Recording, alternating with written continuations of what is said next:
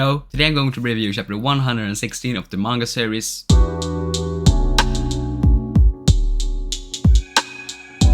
In case you aren't familiar with Nagatoro-san, it's about a guy who constantly gets harassed and bullied by a lower classmate of his called Nagatoro-san. They go through all kinds of fun and wacky things, such as the nipple guessing game and grope me to find out which one of these breads is softer.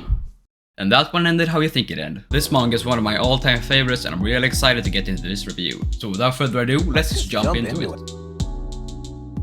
The chapter starts off with Nagatoro and Senpai walking home from Nagatoro's judo practice. Nagatoro shows him a new technique called the Senpai Killer before telling Senpai that she'll be going on training camp for 3 days in order to prepare for her up-and-coming judo tournament. Nagatoro then assures Senpai that she'll win the tournament.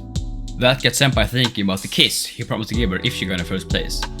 He thinks about it for a while and comes to the realization that he'd rather have confessed to Nagatoro before getting the kiss. That, however, is cut short by Nagatoro performing a Super Senpai Killer on Senpai. We cut to the next day where Tsunomiya and Senpai are painting. Tsunomiya asks Senpai how confessing to Nagatoro is going along, and he tells her that he'd rather do it before the tournament, and ideally he'd do it after he reached a milestone. Eventually, Senpai and Tsunomiya decided that him getting first place on a mock exam would be the perfect milestone for him to reach. Then President walks into the room, having apparently heard everything, and strips naked before informing Senpai that she'll be helping him on his quest to get first place on the mock exam, by hosting a training camp on the same day as Nagatoro is at hers.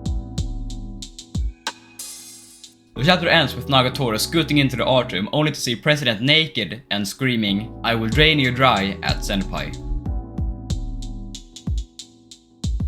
I thought it was a pretty average chapter. It wasn't overly hilarious nor was it boring. It definitely gave me a chuckle here and there. The chapter also finally gives Senpai a motivation beyond just confessing his feelings to Nagatoro. I think the highlights for this chapter are 1. Senpai getting a proper character motivation, and 2. Seeing President's titties.